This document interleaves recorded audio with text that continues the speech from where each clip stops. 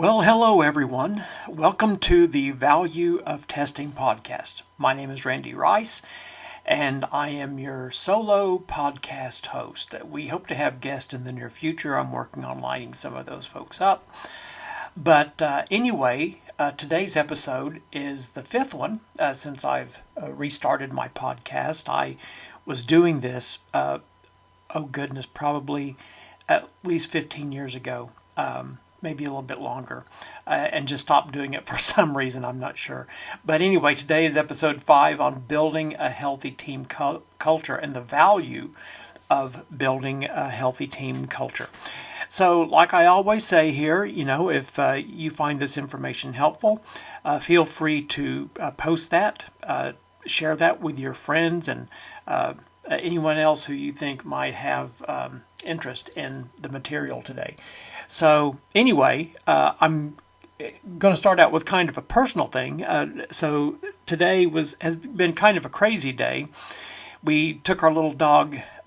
She's a puggle, which my joke is she's like 99% beagle and 1% pug. She chases birds and squirrels and stuff and goes on point, and she would make probably a good hunting dog if I hunted. But anyway, a few months ago, I noticed that she started getting a little bump on her back leg. And so at first I thought it was even a tick, it was that small. But over the past few weeks, it started to get larger rather quickly. So we talked to our vet about it and decided, well, it needs to come off. And he said, yeah, we need to get her on the schedule. So this morning was the morning of surgery, and I'm happy to report that Katie, the puggle, came through the surgery just fine, and I'm going to go pick her up a little bit later this afternoon. He thinks he got all the tumor, and they're going to send it on to pathology to see if it's cancerous or not, and then we'll go from there. But hopefully everything will be okay. Just a little bit of personal news from me there. Otherwise, all is going well here. So, before we get into the cultural stuff, there was something that I found in the news this week I thought was significant to bring to the podcast. I posted it on LinkedIn as well. It got quite a few impressions out there and some reaction on this. Basically, the story is about, I'm calling this the Bug of the Week segment, okay? So the story is that NASA lost a probe in orbit before it even got out of orbit. It was supposed to go to the moon. It was the Trailblazer probe. And I believe this happened last year, actually, when the launch and everything happened. It's taken some time for the information to come out, but because NPR had to file a Freedom of Information request just to really get the root cause analysis of the problem that happened. But anyway, it didn't take long for this probe to go dark, so to speak. Basically a day after launch, all of a sudden NASA couldn't communicate with it. And everything was looking good. It was proceeding pretty well on its journey, but all of a sudden it just quit. And now we know why. The reason was that the solar panels were pointed in exactly the wrong direction. They were 180 degrees off. And so, as the story goes here, of course, that's going to run you low on power and everything, and you're not going to be able to communicate because those batteries are only recharged by solar power, of course. Well, the report indicates something very interesting. So the probe was built by Lockheed Martin. They were the contractor on it. And now, I in full disclosure now, I have not read the full report, okay? I'm going off of what was on the, the extremetech.com website. But the way it's worded in that story is that reportedly Lockheed Martin did not sufficiently test the solar array phasing before launch. And it goes on to say such a test would have caught the bug in the code that caused the panels to misalign, allowing for correction. Now, and that's another thing too, usually there's some kind of recovery mechanism or fail-safe mechanism on probes like this, But kind of an interesting thing also, Lockheed Martin, their defense, or I guess a way to kind of ease the pain or whatever, ease the bad news. They said that although the probe cost over $70 million, it was a Class D, which I guess is fairly low. A low-cost mission. I guess when you're talking about space travel, $70 million is really small change, I guess, in the whole scheme of things. That such missions can be riskier because they lack the same safeguards and procedures as more costly endeavors. And yeah, I've done training before for NASA. I've done training before at the Safety Center of NASA. And the thing about it is that, yes, they have a very rigorous risk assessment approach. And when it comes to like manned space travel, they will not accept a risk over like 1 on the scale.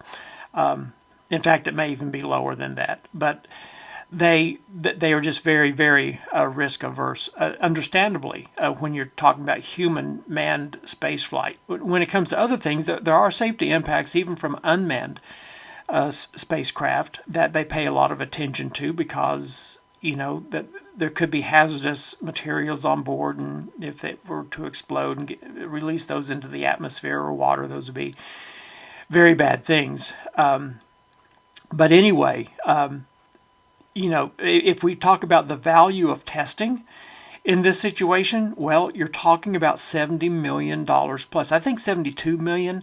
So I'm going to have to add this to my list of costly bugs, actually. I mean, to me, $70 million is a lot of money. I would certainly take it in a heartbeat. You probably would too. The other cost that's not mentioned here is the lost opportunity cost. That's just the cost of the probe itself.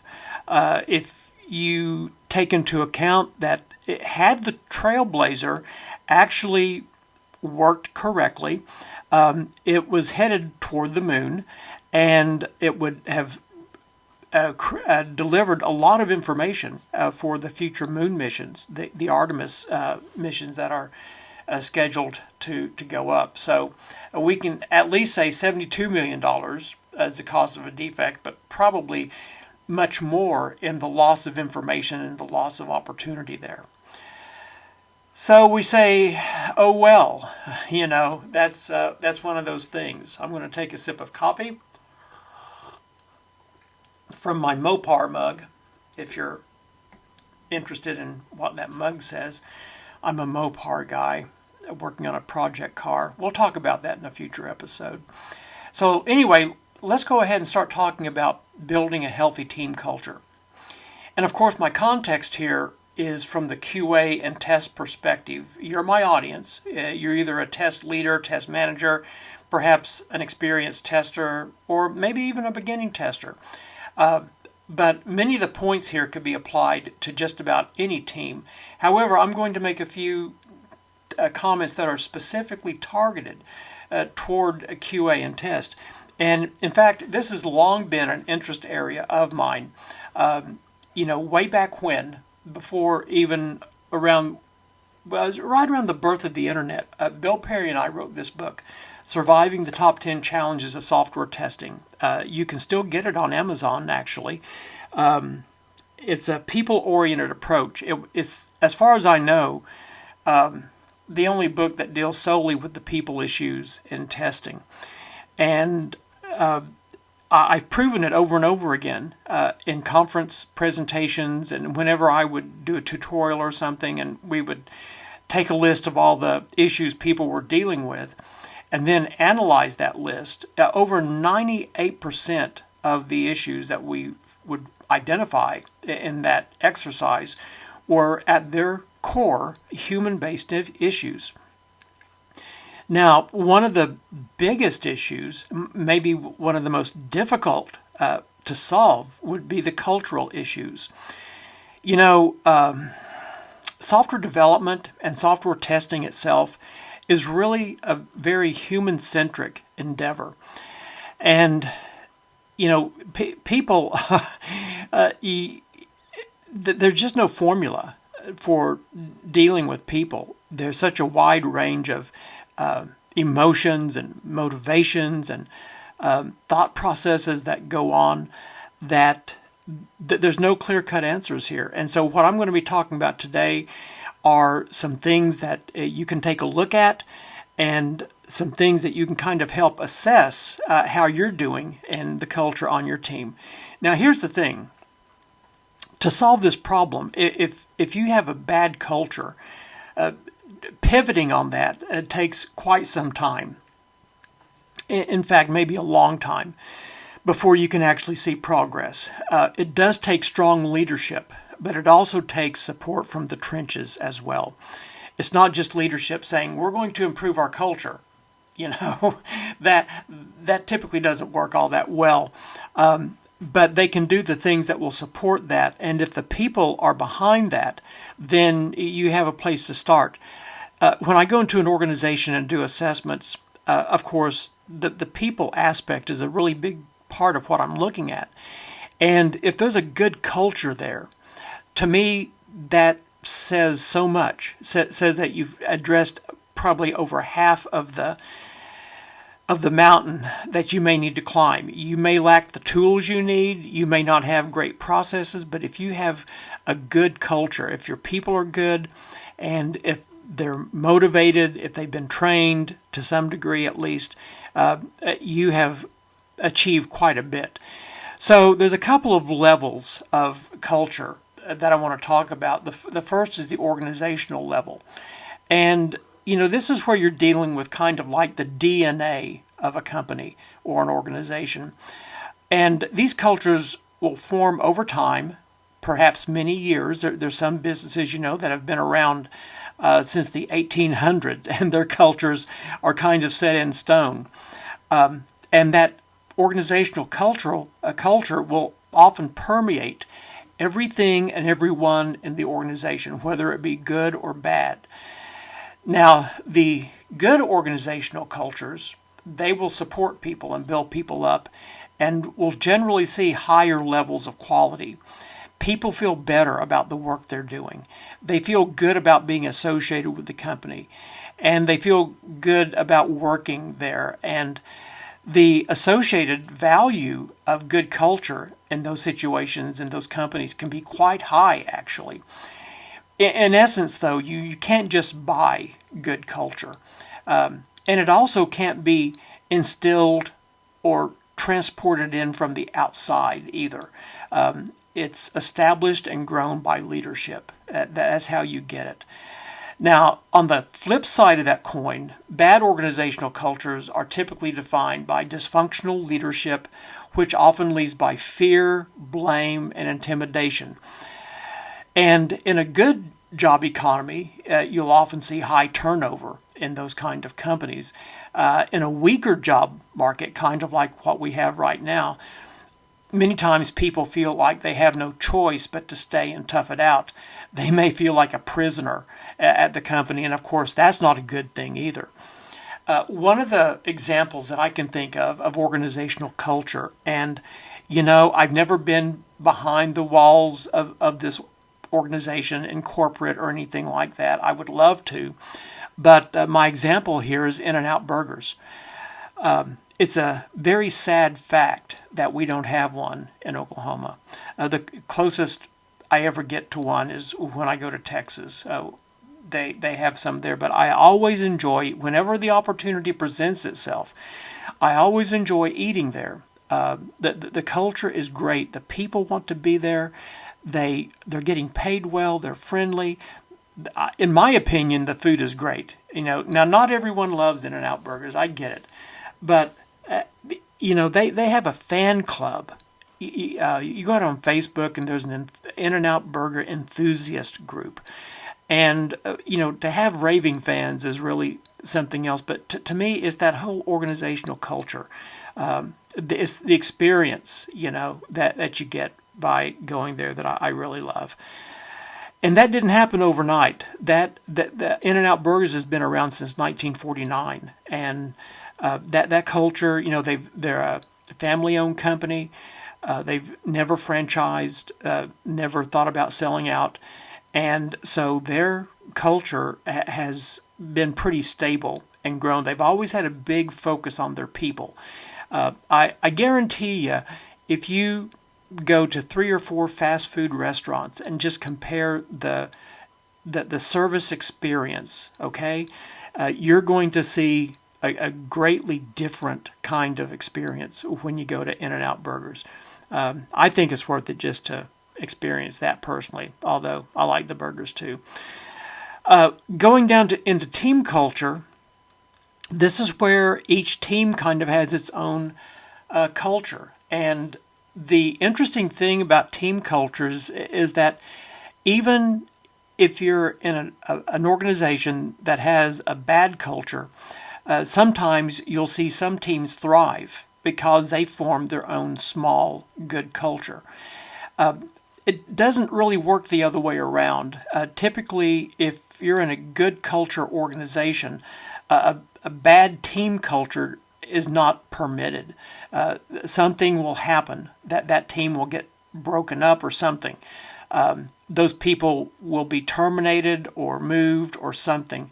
If you're not a good cultural fit in a good organizational culture, you just won't survive there. Now, sometimes if you have the good team culture, you may see it spread to other teams. But there's other cases where you may have an organization that's got a bad culture, and the team that has good culture can kind of be seen as an outlier. Now, of course, the value of a healthy team is really high. It's especially seen when you look at the value that each individual member brings to the team. And by the way, it's not an addition kind of effect. It's more of a multiplier kind of effect. If you rated yourself a 10% value add on being able to do a certain thing, and every member of the team does it, and you have 5 members, it's not a 50% value add. Let's say it would be multiples times that. So that's kind of one of the powerful things about culture, is that you can actually really increase the value of your team. So just as an example, think what it would mean to a team if each of the members of that team were doing something that they really loved. That's where their passions were. You would increase your team's value by 20% or more just by that one thing. Now, way back in the day, not actually too long ago, but long enough that it's been maybe at least pre-pandemic. Okay, I did a tutorial at the STAR conferences, and I did it once at Eurostar in 2008 there, but it's called How to Become an Influential Test Team Leader. And it got consistently average above 8.5 in all conferences. In some sessions, I would have over 100 people in the room. It's very popular. And in fact, I really just got tired of doing it. I did it for 8 or 9 years straight at the Star East and Star West conferences. And one of the things that I talked about in that tutorial was how can you increase your overall team value just with cultural things. And this included things like, being generous and showing appreciation, mentoring, both being and having a mentor, constantly building new skills and refining skills, building communication skills and practices, also having a team knowledge base, working toward common goals and also individual goals, having a sense of community, taking time to reflect as a team, and then things like honoring and respecting each other. And perhaps having a resident expert approach on the team, where you have that one person who knows a lot about something, and whenever a decision is needed, you defer to that person. And then also things like healthy retrospectives are all part of things that you could do to really, really increase the value of, culturally speaking, of your team. And we haven't even talked about being good at testing yet. Okay, that's just all about how we're working together.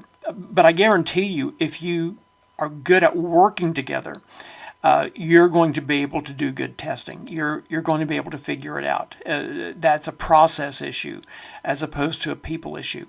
Let me tell you a quick war story.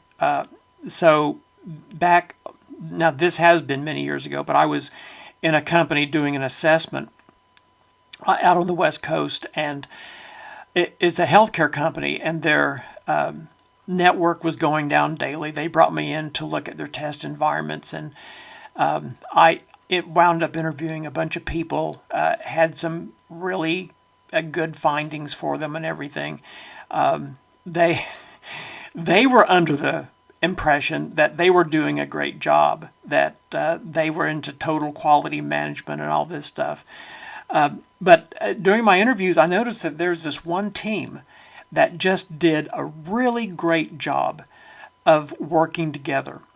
They were so totally different from all the other teams that I interviewed. They had a different structure. Now, as it turned out, what I was witnessing was agile before it was ever called agile. Okay, their manager was actually from marketing, which, when you think about that, that's kind of scary, you know. But it really worked out well for them because they had someone leading them that could make the message for them to the rest of the organization of here's what we're doing, here's the value that is added, and they really were good at messaging.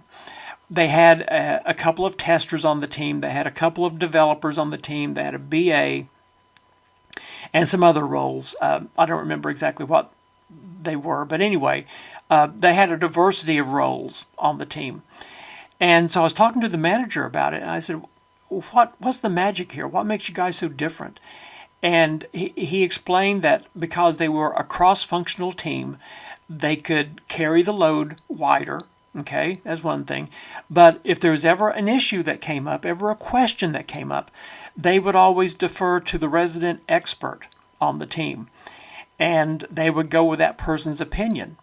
And it was just such a powerful thing. I've always remembered that as being just an example of great teamwork. And I've been a part of great teams also. And they kind of all had that one thing in common, that there was this mutual respect and understanding and deference to the people that really had the knowledge about the best way to go. So where we want to go here is we're trying to shift, okay? It's a mindset shift and a perception shift. You don't want QA to be seen as a bottleneck or any kind of gatekeeper.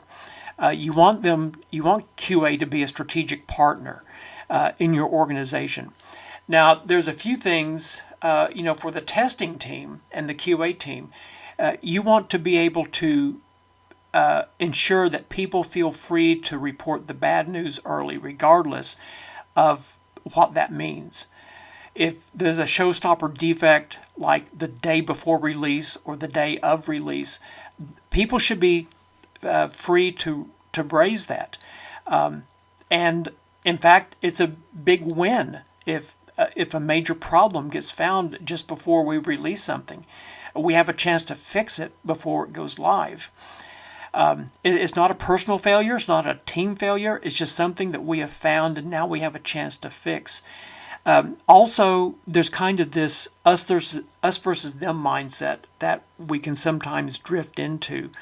And I can tell you right now that adversarial approaches just do not work. That cooperative is much better. This idea of your bug versus my code kind of thing is short-sighted, in my opinion. It cuts down on communication, and in fact, it kind of builds an environment where you are almost set up to finding problems later, and that's typically always a bad thing. And then, you need to give yourself some space too in a team so that you can explore things, you can research new tools, especially now with the rise of AI. It's good to be able to sharpen the saw, as they say, now and then.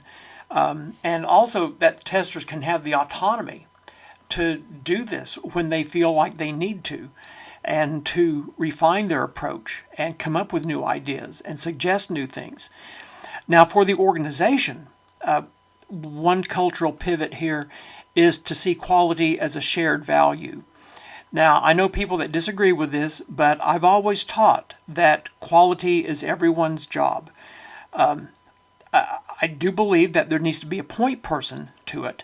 The QA team is typically that person that takes ownership for the messaging of it and for the performance of it, but everyone from management on down really has a role in testing. Management to fund it, and developers to work alongside with testers and BAs and all the others. End users can even have a role, like in acceptance testing. So it's an organization's job to see quality as everything that they do. Also, you want testing to be visible. And the more visible you can make testing, the better.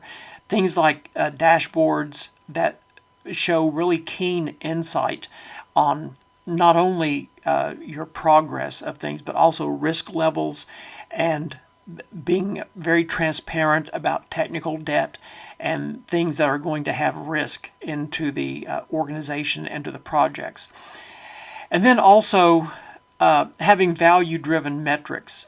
These are things that really are defined, that focus on, what's the value that this is bringing to the organization. This is not just, achieving pass-fail results and those kind of things, but really what is it doing for customer satisfaction and those kind of things.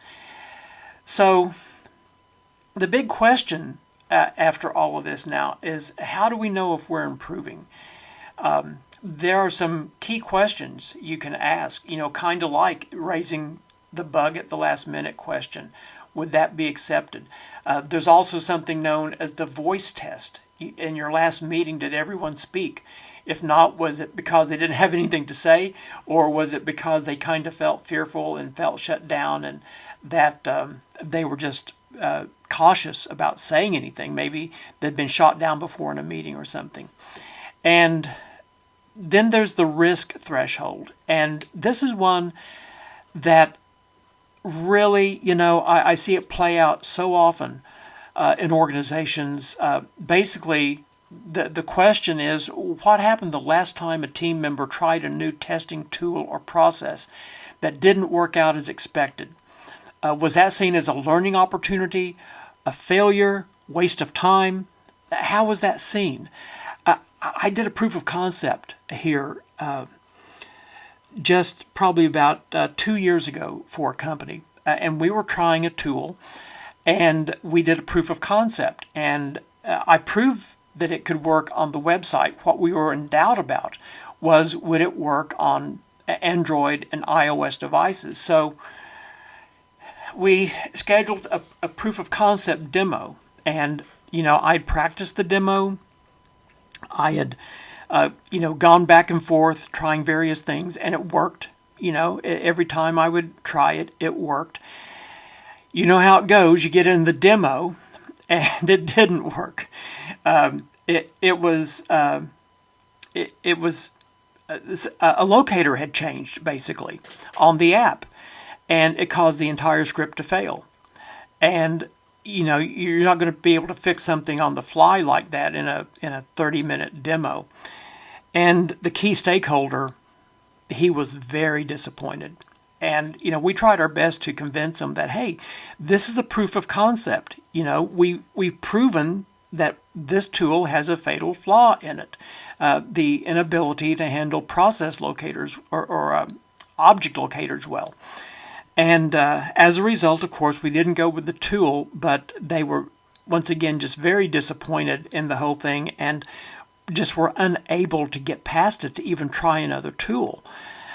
I was watching a documentary, even last night on Netflix, about going back into space It's all about SpaceX and NASA, and their cooperation in going back up into space. And the first 4 rocket launches that they tried, they all failed. They blew up like either on the pad or right after launch. And Elon Musk, he was getting to the point where he was looking at these launches and saying, guys, what are we what are we going to do here? But every time they had a failure, they learned something from it. And eventually they reached a point where they've launched humans now into space. But every failure, and those were expensive failures, those were the tens of millions of dollar failures, they contributed to the learning. Well, there's many other questions that you can ask about whether or not you have a healthy culture. We've talked a lot today about the theory of a healthy culture, the trust, the shared ownership, and the whole team quality approach. And you're probably thinking, hey, all that stuff sounds great, but how do I know where we are right now? And, sometimes the biggest bottlenecks aren't in your automation suite or in your test case library or that kind of thing. They're in the unspoken rules of the way we do things, either in your office or the Slack channels or the team messaging or whatever. And so to help you kind of uncover some of those hidden friction points, I've put together a resource for you. It's called the QA Culture Health Check. And it's about a 10-minute, 1-page diagnostic checklist that's designed specifically for testing teams to measure things like psychological safety, strategic alignment, and operational health, just to name a few. There's 4 major areas that it focuses on. And so instead of guessing if your culture is fine, so to speak, this gives you a data-driven way to see if you're thriving or if you're in what I call the fragile zone, where burnout and silos are either present or just around the corner. So you can grab your free copy right now. Just click on the link in the show notes, download it, and either perform it, fill it out alone if you're the test leader, or go through it with your team and maybe your next retrospective and see what results you get. It's the first step toward moving from a gatekeeper mindset into a truly high-performing quality culture. And all I ask, okay, I've got a sign-up form for my newsletter. I send it out once every 2 weeks, and you can be a part of that. If you really have a serious problem with that, contact me directly, and I'll just send it to you. If you don't want to be on my list, that's fine. I'll make sure I can get it into your hands. So I think we've covered a lot of ground today.